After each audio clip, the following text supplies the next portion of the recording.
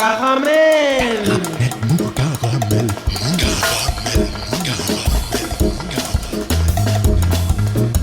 Caramel. Mou. Caramel. Caramel. Mou.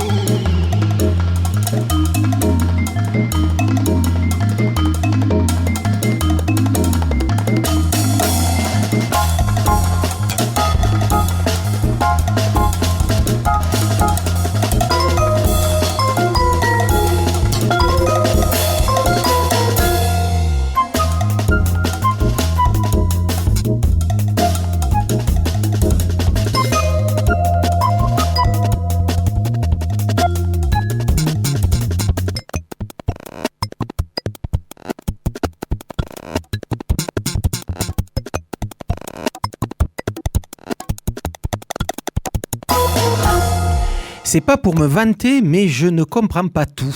Ainsi, après la déclaration de Jupiter le 13 avril dernier, vantant l'engagement et la ténacité des personnels soignants, caissiers, caissières, manutentionnaires, chauffeurs, éboueurs, personnel de nettoyage, j'en passe et des meilleurs, et parlant de la nécessaire reconnaissance que toute la nation leur devait, on avait tous compris qu'il parlait aussi de revalorisation salariale à la hauteur de leur engagement, et pas de l'attribution d'une médaille vantant et célébrant leur mérite. Sans doute en chocolat d'ailleurs la médaille. Lorsque, autre exemple, le parti présidentiel voulait marquer ce même engagement d'une partie de la population au service de la collectivité, on pensait là aussi qu'il parlait d'amélioration des conditions de travail, de meilleure dotation des services, de meilleures conditions salariales. Et pas du tout de cette loi obscène votée par le Parlement mardi soir dernier et permettant aux salariés le désirant de donner des jours de congé aux soignants par amputation de leurs propres jours de repos.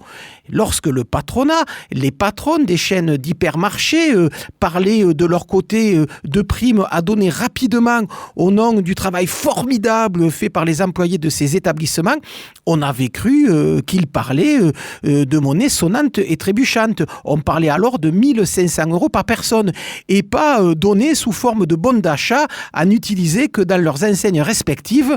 Alors quoi ? Qu'est-ce qui se passe ? C'est moi qui ne comprends plus rien ou c'est qu'on continue à nous prendre pour des jambons? Salut les filles, c'est Joe Kangourou pour un nouvel épisode de Caramel Mou, saison 31. Caramel Mou en direct ce soir après quasi 3 mois d'interruption et de bricolage sommaire fait à la maison. Et tiens, tant qu'on y est, je tiens à redire un grand merci à Eric Falavier, notre réalisateur des temps de crise qui pendant 2 mois a monté, mixé et réalisé nos Caramel Mou hebdomadaires à partir des chroniques que l'on a enregistrées sur nos téléphones et qu'il recevait ensuite chez lui. Merci beaucoup Eric. Et puis, à partir de ce soir, donc retour au direct. 2 personnes dans le studio, le reste de l'équipe et les invités seront au téléphone. Le tout étant réalisé ce soir par Marc Lazaro. Ce soir, nous prendrons des nouvelles de quelques lieux culturels et musicaux toulousains que nous aimons bien ici à Caramel Mou. Occasion de revenir sur ces 3 mois de fermeture, de l'arrêt des programmations musicales, de la reprise qui commence. Et puis, notre bon professeur Thibaut sera en direct au téléphone à la fin de l'émission pour une nouvelle chronique pelliculaire. Et puis, nous écouterons également la dernière chronique déconfiné de Jean-Pierre Lérague, la caution morale et artistique de cette émission, qui lui nous a envoyé cette chronique dans la semaine par internet. Mais on commence tout de suite par la nouveauté de la semaine, comme d'habitude. Prima Canta, c'est la réunion sous l'égide du label Linoleum Records de 6 musiciens bien connus de ces côtés-ci de la Garonne. Je parle de Laurent Rochelle au sax-soprano et à la clarinette basse, de Rebecca Ferron à la harpe, de Frédéric Chadoroff au piano, de Fanny Rose à la voix, de Juliette Carlier au vibraphone et de Arnaud Bonnet au violon. Jolie diversité de timbres et de couleurs pour une musique aérienne, parfois très cadencée, parfois très onirique, conçue à l'origine en trio comme support d'un photoconcert Pyrénées-Montagne Magique. Depuis, le projet a bougé, les compositions de Laurent Rochelle se sont étoffées, se gorgeant de nouvelles sonorités, de nouvelles propositions. Au final, un album respirant la sérénité, a classé dans sa discothèque, pas très loin des albums de Yann Tiersen. Laurent Rochelle, Prima Canta, on écoute de suite Cannes, extrait de cette variation sur le Tao, c'est Caramel Mou, à nouveau en direct, et c'est tant mieux.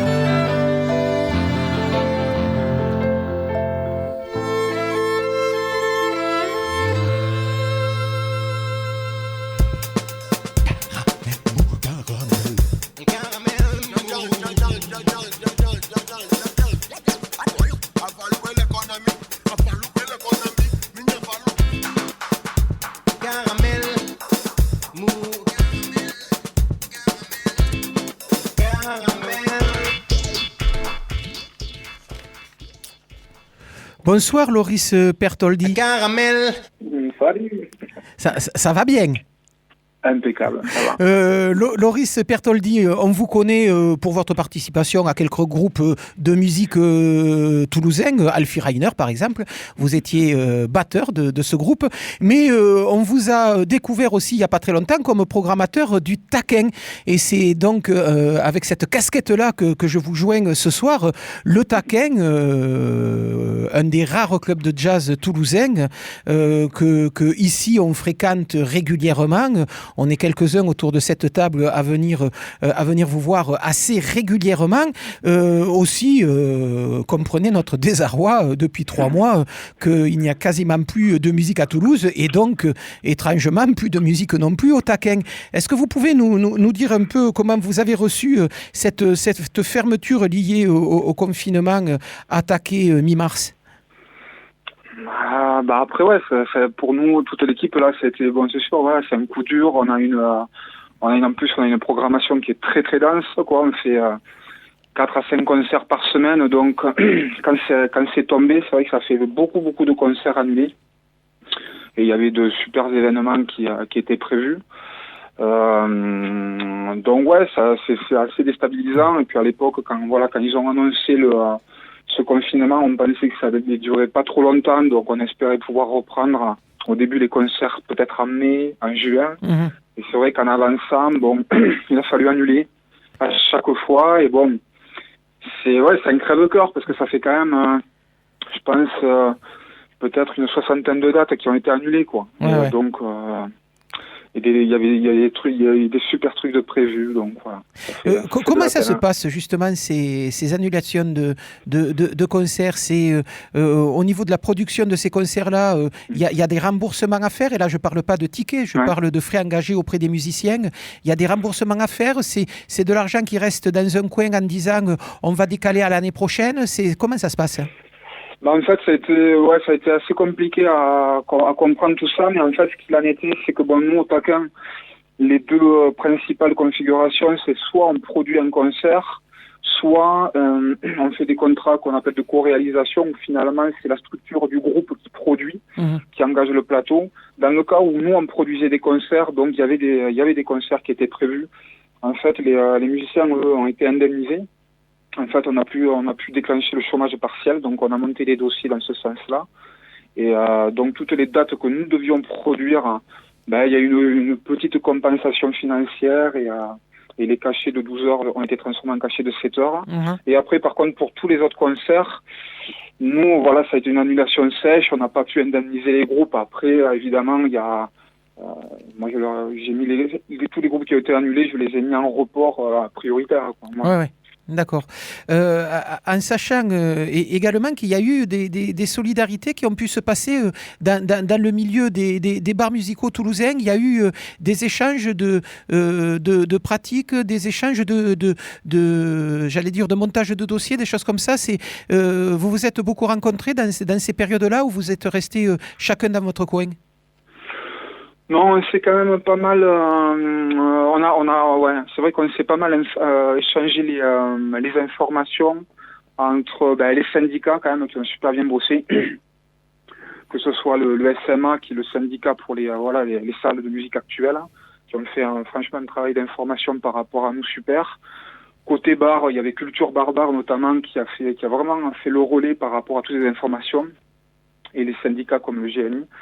Et c'est vrai que du coup, par mail, nous, dès qu'on avait des infos, on s'échangeait. Après, ça a été très dur parce qu'il y avait beaucoup d'annonces, quoi, et de faire la différence entre les annonces et les décrets, c'est-à-dire ce qui est effectif, quoi, ce qui est faisable. Ça a été, franchement, au début, ça a été très, très dur.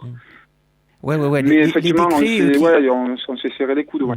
Les décrets qui marquent la mise en action des promesses gouvernementales qui ont été assez nombreuses ces derniers temps. Et c'est vrai que peut-être le côté le plus compliqué maintenant, c'est de vérifier que les décrets suivront. C'est ça. Ça a été tout le truc. Alors, au fur et à mesure, il y a eu des décrets, notamment pour le chômage partiel par rapport aux musiciens, aux artistes et aux techniciens. Donc, nous, dès que les lois étaient passées, que vraiment on avait un texte concret, nous, après, on a appliqué, quoi. Vous avez pu l'appliquer. Donc, le Taquin est de nouveau réouvert? Hélas, non. Et pas encore. Donc, on en est où du déconfinement pour vous? Bah après, on s'est réuni avec l'équipe cette semaine. Nous, en fait, pour plusieurs raisons, on va ouvrir en fait que le 1er septembre. D'accord. Bon, déjà la programmation, c'est vrai qu'elle était annulée. C'était dur de rebalancer quelque chose avec la communication qui va avec. Et en général, nous, le gros de la programmation, de toute façon, il s'arrête fin juin finalement. Après, en juillet, on reste quelques semaines ouverts on est en mode bar, terrasse, restaurant le midi. Et puis août, on ferme parce que le quartier des Amidonniers est quand même un quartier très très tranquille. Donc, du coup, voilà, on a longuement hésité parce que c'est vrai que ça nous manque. Le son, et puis accueillir les gens et tout ça. Mais bon, l'un dans l'autre, et puis en plus, du coup, on a lancé pas mal de travaux. On refait l'espace là à la rentrée, je pense que vous allez tous apprécier. Et du coup, on préfère finir bien les travaux, bien peaufiner le lieu, bien se préparer et faire une belle ouverture en septembre. Ouais. Très bien. Et donc, même la partie restaurant ne sera pas ouverte? Non, ouais. Très bien. Eh ben. Non, ouvrir le lieu que pour le restaurant, on a une toute petite capacité, c'est pas... Ouais. C'est très risqué en fait. Ouais. Et donc, on attendra septembre pour venir vous retrouver dans un taquin renouvelé. C'est vrai que vous êtes quelques-uns dans les salles et les bars toulousains à avoir profité de ces 3 mois d'inactivité commerciale pour avoir plein d'activités de rénovation.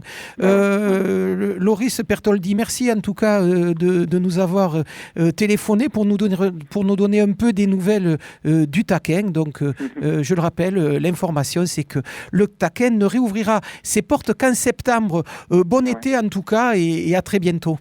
Merci, à très bientôt. L'avantage avec le réchauffement de la planète, c'est que si l'avenir paraît plus dur, les carambars sont plus mous.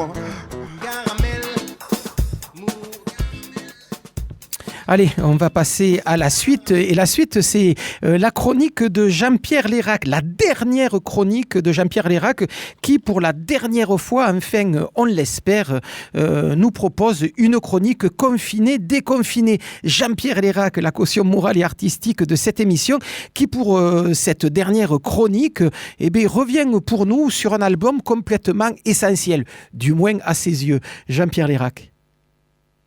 Bonjour. C'est toujours depuis mon salon que j'enregistre ces chroniques pour Caramel Mou. C'est mon dernier acte de confiné. Vivement que nous retrouvions les studios de Campus FM. Et je dois l'avouer, la charcuterie et les vins blancs de nature. Aujourd'hui, je vais vous faire une chronique d'ordre nécrologique. Il ne vous aura pas échappé qu'il y a eu ces derniers temps une véritable hécatombe au niveau des célébrités, et pas seulement à cause du Covid. Michel Drucker étant passé au travers de cette série. Il y a toujours une certaine concurrence au niveau de la couverture médiatique de ces disparitions. Il y a des morts qui effacent d'autres morts. On se rappelle du destin de Jean d'Ormesson à ce sujet. Parmi les disparitions, il y a eu la disparition du batteur Jimmy Cobb. Il faut l'avouer, Jimmy Cobb, son vrai nom étant James Cobb, même si c'est un excellent batteur, évidemment, qui a joué avec tous les plus grands, on peut pas dire que c'est quelqu'un qui a marqué l'histoire de la batterie dans le jazz. Par contre, Jimmy Cobb, c'était le batteur, il formait avec Paul Chambers la rythmique sur le disque Kind of Blue. Kind of Blue, c'est peut-être le disque de jazz, c'est le meilleur disque de Miles Davis, et d'après tous les critiques, tous les gens, les passionnés de jazz, c'est certainement le meilleur album de l'histoire du jazz. Alors, pour ajouter à cette légende, lorsqu'on sait que cet album a été enregistré à un studio pratiquement d'une traite, donc Miles Davis ayant envoyé les partitions, ils ont enregistré pratiquement d'une traite cet album. Ça ajoute évidemment à la légende. Tant il y a une perfection dans cet album. C'est vrai que tout est magnifique. D'une part, les compositions qui sont toutes devenues des standards, mais aussi au niveau des solos, et en particulier chaque intervention de John Coltrane, qui est une pure merveille. On peut dire évidemment la place importante qu'a le pianiste Bill Evans, non seulement pour ses interventions, mais je crois que c'est un des personnages importants dans ce disque. Il y a d'ailleurs une petite polémique à ce sujet, puisque on connaît Miles Davis pour son génie, on le connaît également pour son ego surdimensionné. Et évidemment, Miles Davis s'est approprié la composition de tous les morceaux de l'album. Et il semblerait que Bill Evans ne soit pas tout à fait d'accord et qu'il revendique lui aussi une part de paternité, notamment sur le morceau Flamenco Sketch. Voilà, donc ça ajoute tout ça à cette légende autour de cet album. En tout cas, c'est un album évidemment qui est indispensable dans toute bonne collection de jazz. Et si jamais vous avez un cadeau à faire à quelqu'un qui a envie de découvrir le jazz, évidemment, cet album est tout désigné. Voilà, nous allons écouter justement le morceau Flamenco Sketch, qui est pour moi peut-être le plus beau morceau du disque. Une petite merveille, un hommage au flamenco. Jean-Pierre Lérac est vraiment un très grand farceur pour ce retour de Caramel Mou en direct. Et alors que cette émission, en plus, sera un peu plus courte que d'habitude parce qu'il faut avoir le temps de nettoyer le studio pour l'émission suivante. Je veux parler de Little by Little, Wicked Show présenté par Little by Little. Eh bien, Jean-Pierre Lérac, lui, nous propose un morceau qui, dans sa forme complète, vaut quasi 10 minutes. Me laissant devant ce dilemme, c'est quand qu'on coupe. Eh bien, c'est au début du solo de piano que Bill Evans me pardonne. Ne vous reste plus donc à vous procurer cet album magique, Kind of Blue, qui d'ailleurs dans sa version remasterisée de 1999 contient une seconde prise du morceau Flamenco Sketch que nous venons juste à l'instant d'écouter.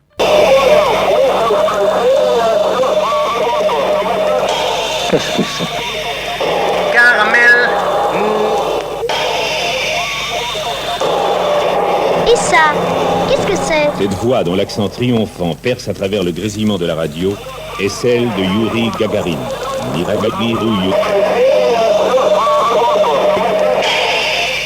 Voilà, donc on est toujours en direct sur Radio Campus, c'est l'émission Caramel Mou et ce soir nous avons décidé de faire un peu le tour de quelques salles toulousaines que l'on va voir régulièrement dans l'année et que depuis 3 mois nous sommes dans l'incapacité d'aller rencontrer puisque vous le savez comme moi, pendant 3 mois nous avons été confinés.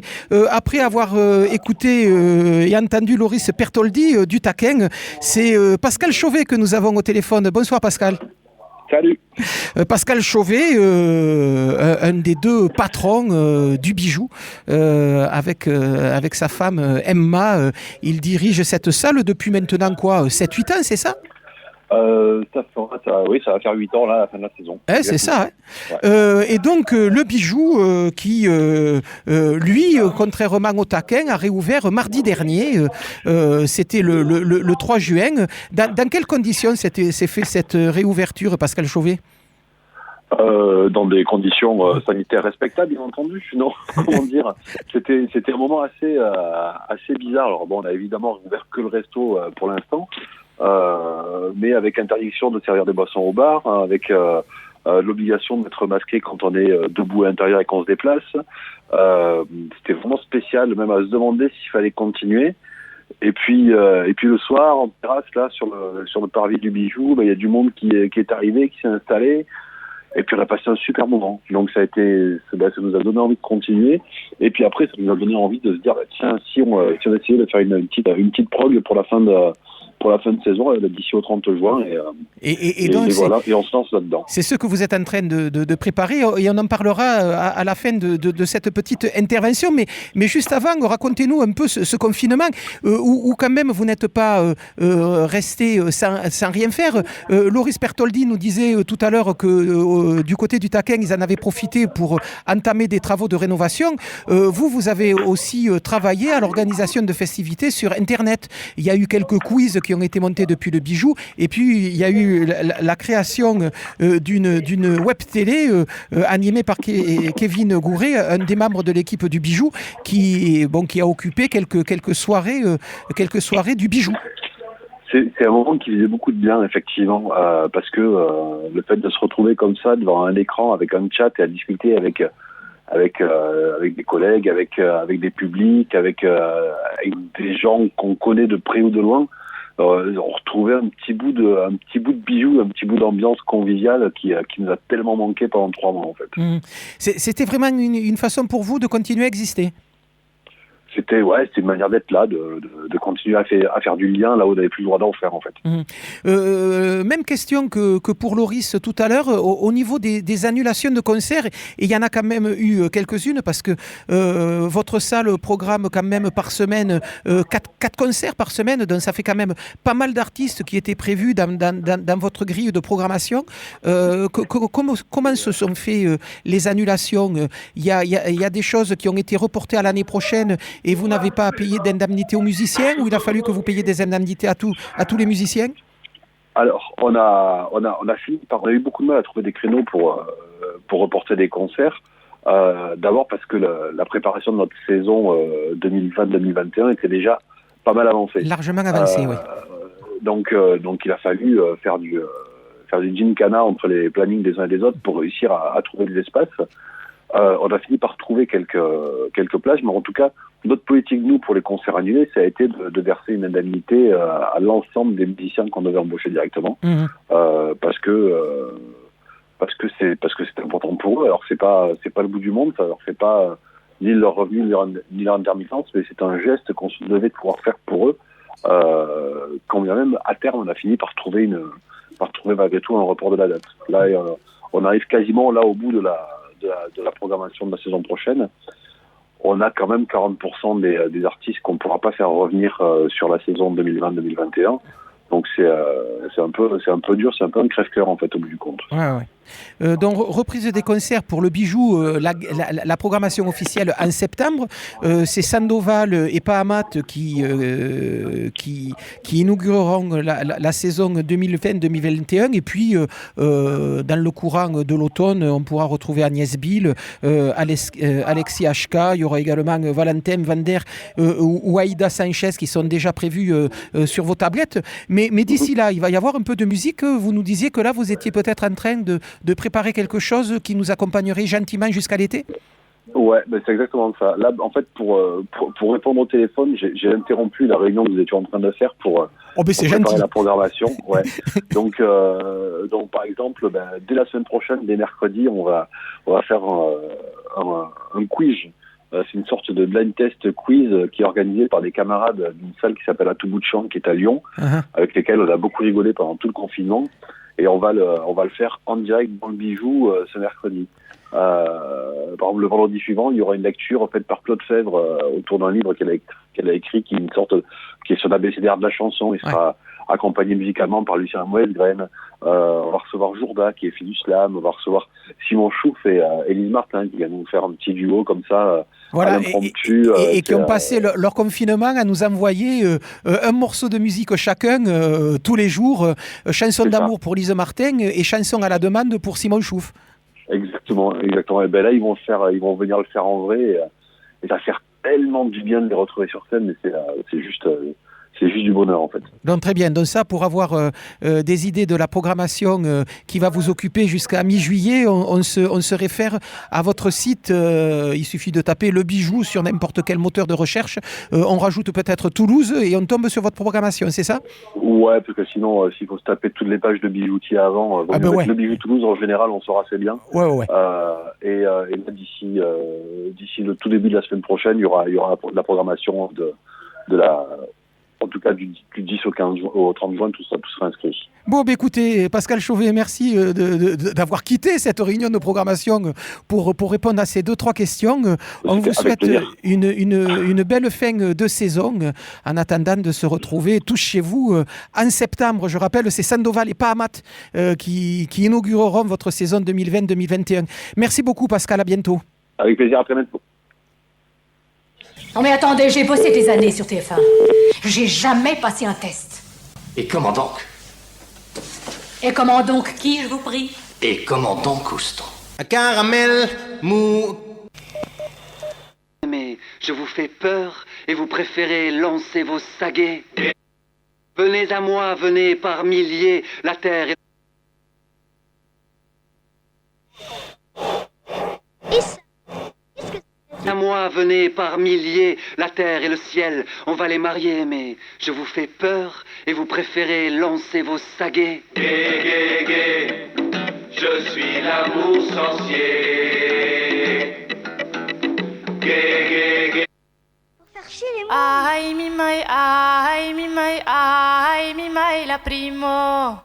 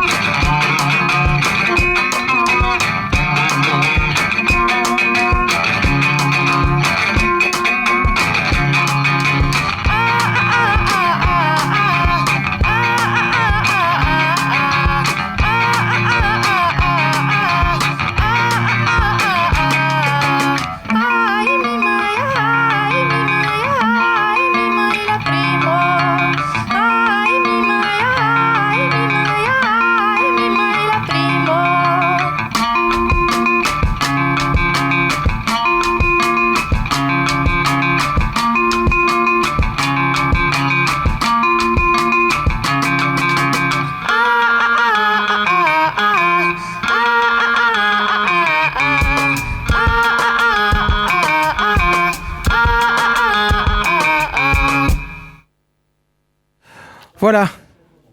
Là, on vient d'écouter Choc Gazelle, une des bonnes surprises que le confinement a pu nous laisser. Une bonne surprise repérée par Jean-Pierre Lérac, qui était allé les voir en répétition, puisqu'ils devaient présenter leur premier concert, au printemps. Ça devait se passer au Taquin, si je me souviens bien, dans une opération qui s'appelle Freddy Taquine.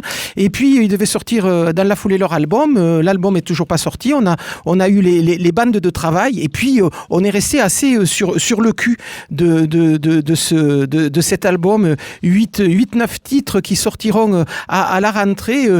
Choc Gazelle, c'est Lila Freys à la voix et aux percussions et Nicolas Lafourest à la guitare, et c'est assez magique. Cela, on en reparlera assez régulièrement dans cette émission. On continue notre tour de ville avec cette fois l'impro. On va partir du côté de la rue Gambetta. Bonsoir Tanguy le Jeune. Bonsoir Tanguy le Jeune. Non, il n'y est plus. On va peut-être... Tanguy le Jeune. Allô? Ah, d'accord. Donc, Tanguy le Jeune n'est pas là pour le moment. On va peut-être passer à la suite. On doit, suite à ça, aller voir du côté de la CAFPO. On peut peut-être téléphoner à la CAFPO. Donc, écouter un autre morceau de musique. Eh bien, écoutons de la musique et on verra plus tard. On va écouter là Bertrand Betch avec un morceau qui nous a assez épaté. Ça s'appelle Les Embardés, un morceau qu'il a écrit pour son nouvel album La Traversée, album qui est sorti début avril. Et puis donc toute cette musique a été composée l'année dernière, et quand on écoute Les Embardés, on a l'impression que c'est un morceau qu'il a écrit spécialement pour la fin du confinement. Écoutez les paroles, c'est ahurissant cette prémonition et cette façon de sentir l'époque et de sentir l'ambiance de cette sortie de confinement.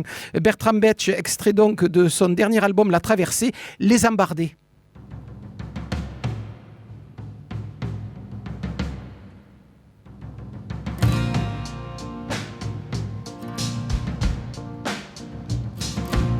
Il faudra prendre son temps, avancer lentement, trouver le chemin épouser son destin. Il ira des pas de côté, on verra le fossé, on se fera peur, on fera des erreurs. Il y aura des drames, il y aura du vacarme, il y aura des larmes, mais toujours une flamme. Et on y arrivera, on s'en sortira. On y arrivera, et on s'en sortira.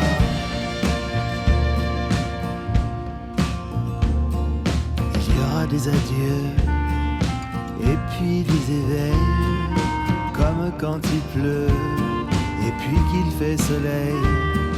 Des portes se fermeront, d'autres s'ouvriront. Il y aura des obstacles et parfois des miracles. Il y aura des embardées, des sorties de piste, des loupés, des ratés. Il faudra prendre des risques.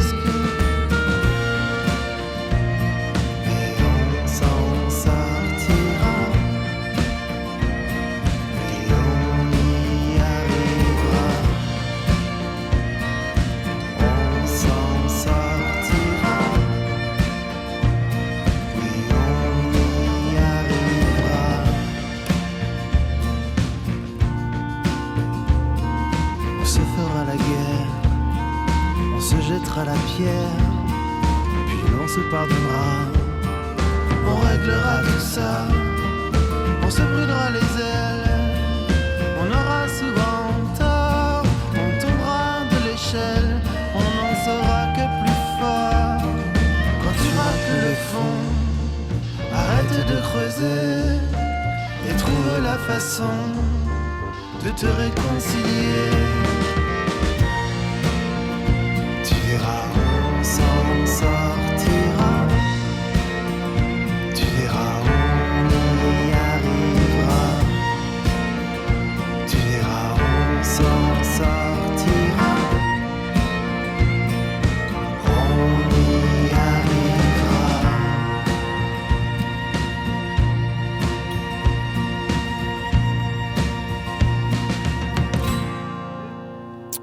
Bonsoir, professeur Thibault. Bonsoir, petite fée de la FM. On y est presque. Ah ouais, la prochaine fois, on sera face à face, ça sera formidable. Mais c'est déjà tellement plaisant de vous entendre en direct et de pouvoir vous couper la chic. C'est formidable. Ah, ben oui, écoutez, ça me manquait d'enregistrer ces chroniques tout seul comme ça. C'est assez terrible de parler à son ordinateur. Ouais. Et ça fait un peu idiot, ouais, de parler à une machine. Hein. Ça fait quand même un peu idiot. C'est ça. C'est complètement ça. C'est complètement ça. Bon, il paraît qu'aujourd'hui, vous nous parlez de masques. Est-ce bien raisonnable? Écoutez, alors, on a beaucoup parlé de masques ces derniers mois. Alors, il y en a plus, puis il y en a à nouveau, puis il faut les porter, puis il faut pas les porter, et puis si on les porte pas, on a des amendes, mais finalement non, mais peut-être que oui. Enfin bon, bref, hein, c'est un joyeux merdier. Alors, je posais la question, comme toujours, est-ce qu'il y a des masques au cinéma? Alors oui, forcément, il y en a plein. Forcément, il y en a plein. Donc là, j'ai préparé un petit florilège assez rapide comme ça. Voilà. Alors pour une fois, j'ai pris quelques notes, mais très peu. Hein. Ouais. Je vous rassure. Hein, voilà. Donc ça va être sous une forme de comment je pourrais faire ça, de palmarès. Tiens, on va faire un palmarès du masque. Et puis ça pourra peut-être vous donner des idées pour être créatif. Parce que les masques qu'on a, les masques qui ont été livrés par notre bon maire ou les masques qu'on peut acheter comme ça dans le commerce, faut bien avouer qu'ils sont très moches. Oui. Ah, cette espèce de bleu piscine là, tout dégueu. Enfin bon, moi ça me convient pas du tout. Le blanc là comme ça, alors ça salit très vite en plus le blanc quoi. Voilà. Donc alors c'est à la fois un palmarès et c'est à la fois un petit atelier créatif. Formidable. Voilà. Pour le week-end qui s'annonce, c'est formidable.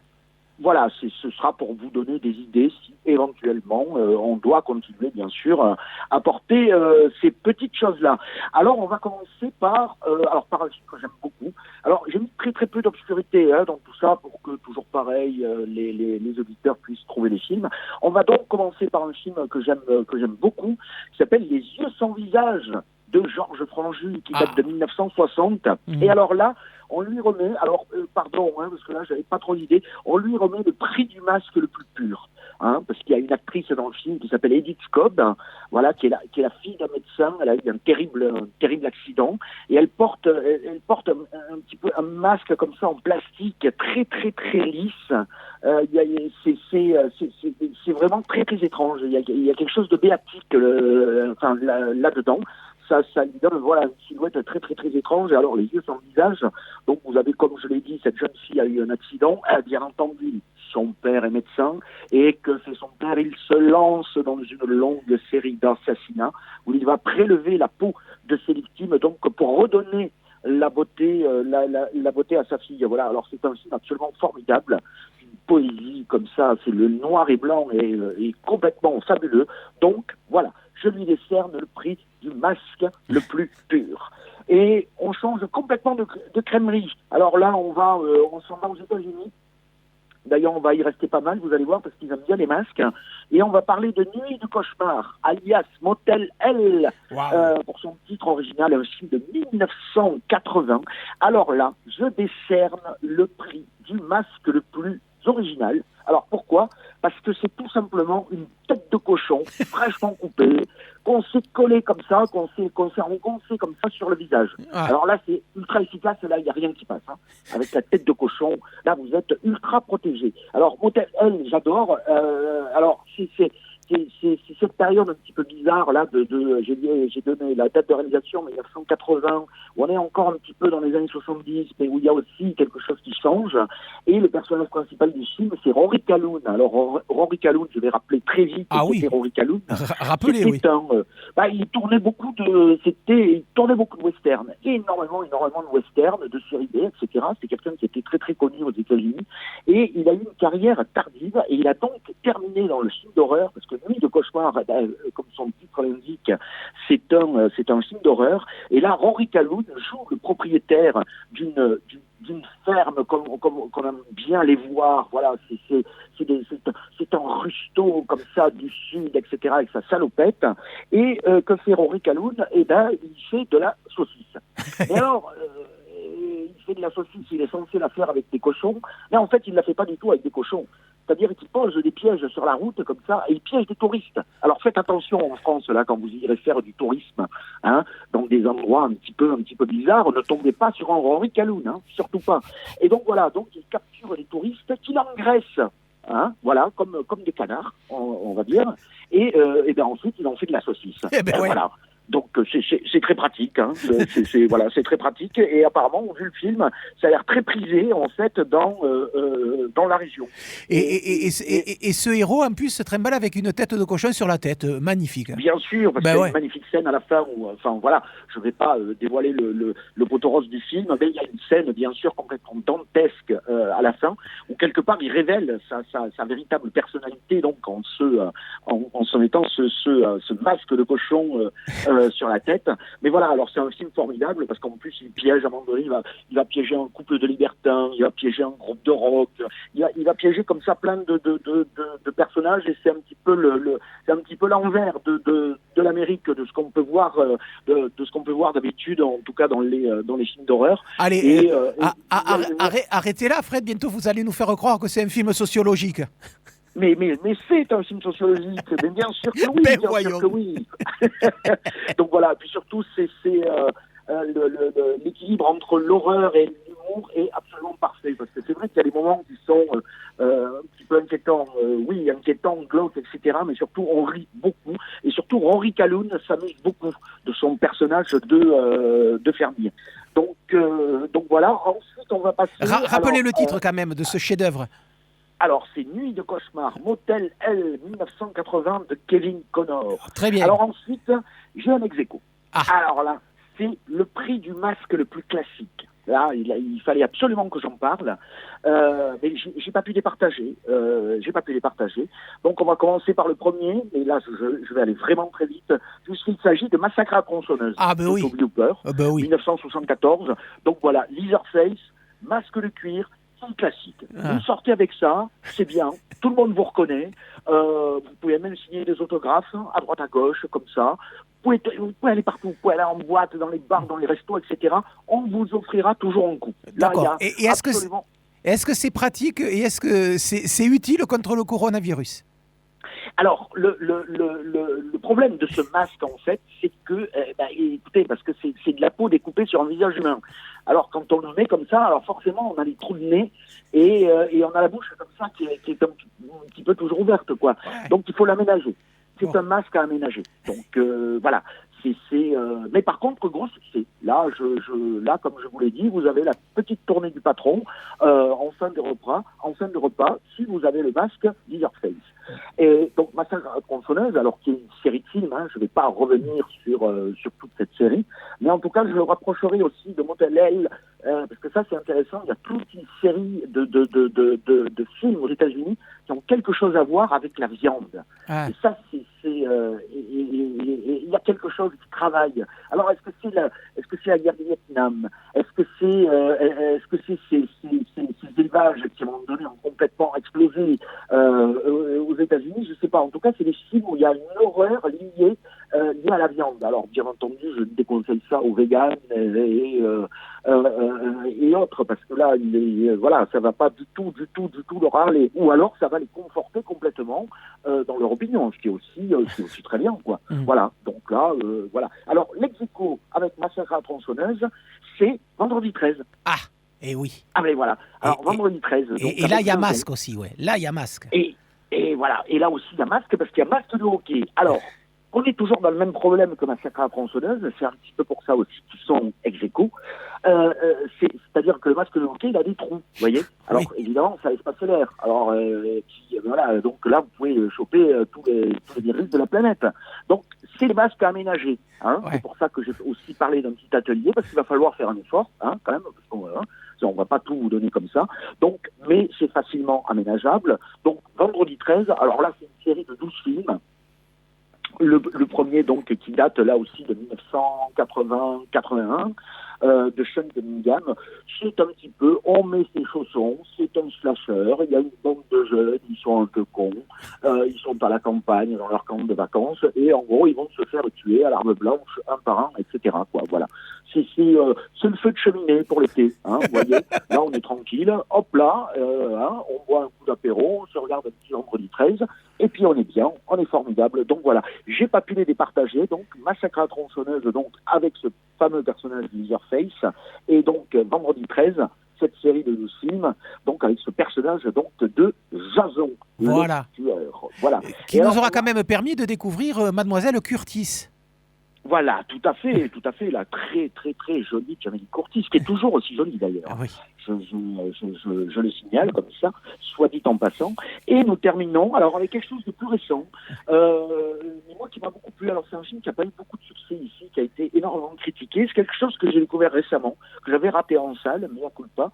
C'est un film qui s'appelle The Strangers, de Brian Bertino 2008, et qui est un film qui appartient à un genre plutôt récent, on va dire, qui s'appelle le Home Invasion, l'invasion de la maison, qui est un genre un petit peu comme ça, complètement paranoïaque, c'est-à-dire que vous êtes tranquillement chez vous, et bien sûr, tout à coup, vous êtes, et voilà, il y a des gens pas très sympas qui arrivent et qui vous assiègent, en fait, dans votre propre maison, si on peut dire.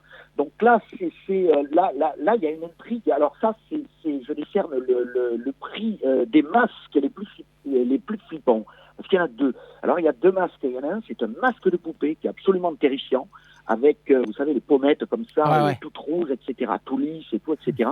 C'est une jeune fille, d'ailleurs, qui porte ce masque. Et après, il y a un masque qui est très, très efficace, mais qui est très flippant aussi, qui est fait avec, vous savez, ces sacs en tissu de pommes de terre. Ouais. Voilà. Alors là, il y a un masque bricolé et tout. Alors, là, c'est absolument pas du tout efficace. Hein. On est d'accord, hein, soit l'un, soit l'autre. Hein. Alors là, on est vraiment dans le masque tout pourri. Question sécurité. Encore une fois, question d'atelier. Vous l'aménagez donc à votre sauce. Hein. Il va falloir coudre peut-être quelque chose derrière ou coller. Enfin voilà, vous vous débrouillez. En tout cas, là, c'est un film. Il y a une intrigue totalement rachitique, hein, c'est-à-dire c'est un couple et ses 2 enfants qui reviennent en fait dans leur maison de campagne et il y a une famille qui les agresse. Point barre, etc. Ça s'arrête là. Il n'y a absolument aucune psychologie, personne n'avance, etc. Tout est sur tout est sur la mise en scène qui est extrêmement épurée, c'est-à-dire qu'il n'y a aucun effet de style. On a presque l'impression d'un Robert Bresson du film d'horreur, si vous voyez ce que je veux dire. Oui. Et donc c'est quelque chose d'absolument formidable parce qu'on revient finalement à l'essentiel s'est débarrassé de tout le gras, de toute la peau, de tout il ne reste que le squelette d'un genre qui est d'habitude complètement boursouflé, qui est emphatique et tout, etc. Et là, en fait, c'est une sobriété redoutable, ça dure 1h20, c'est absolument formidable pour ma part. Voilà. Donc là, c'est le prix des masques les plus flippants. Et je crois que j'ai fini de décerner mes prix. J'aurais pu continuer encore longtemps, hein, vous savez, il y en a beaucoup. Hein, mais là, vous venez de nous donner 5 raisons de porter le masque par les temps qui courent. C'est une œuvre de salubrité publique. Oui, tout à fait. Parce que après, c'est amusant, il faut s'amuser avec ce qu'on a. Vous savez, on nous impose des choses. Alors après, on dit, oui, on nous impose un truc. Mais du moment qu'on s'amuse avec, en général, ça passe beaucoup mieux. Essayez, vous verrez. On en reparle la semaine prochaine. Professeur Thibault, merci de nous avoir appelés et à la semaine prochaine. À la semaine prochaine. Levántate, mi nieto. Hoy es el día del paseo. Ven conmigo, mi querido. Vamos a caminar.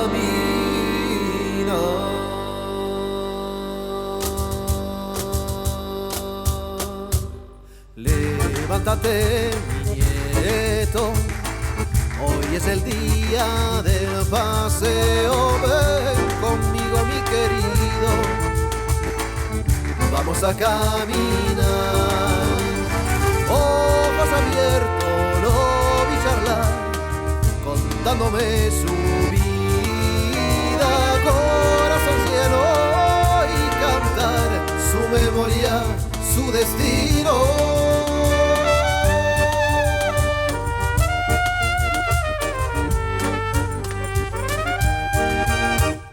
Ya te fuiste, abuelo, por tu último paseo. Me siento solo, mi querido, solito a caminar. Ojos abiertos, sigo charlando, contándole a todo tu vida. Corazón fiero, sigo cantando tu memoria y tu destino.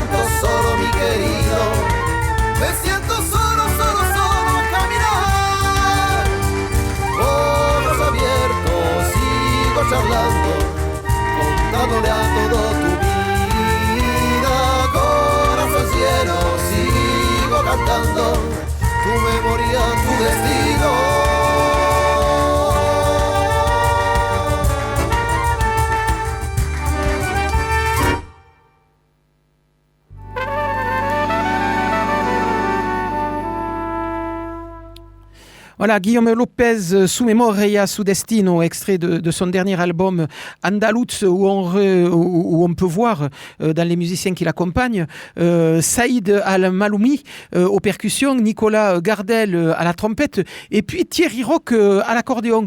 Thierry Roch qui justement sera avec Guillaume Lopez ce soir en concert à la CAFPO, puisque la CAFPO, nous n'arrivons pas à joindre la CAFPO, ça fait 2-3 fois qu'on leur téléphone, mais ils sont sur répondeur, on verra plus tard.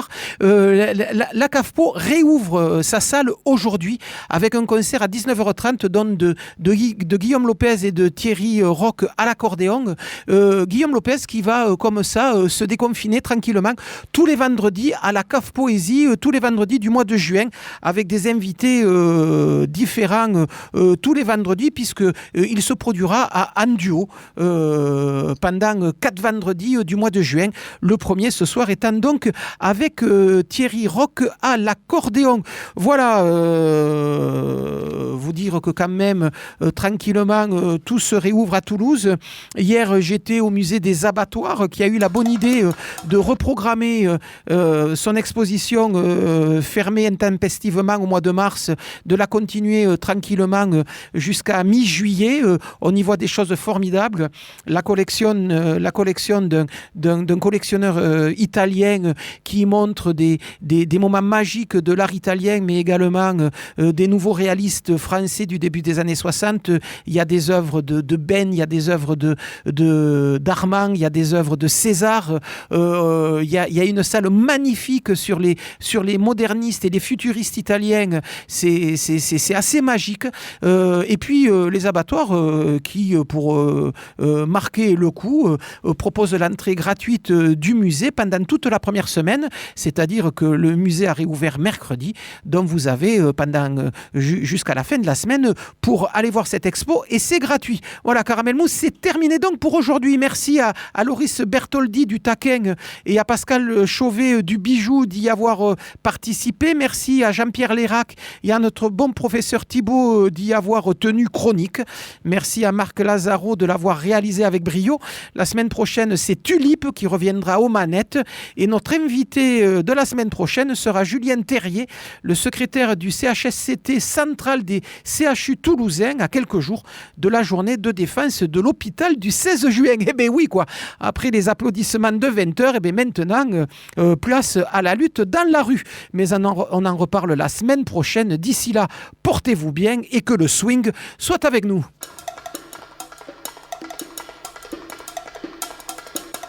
Caramel.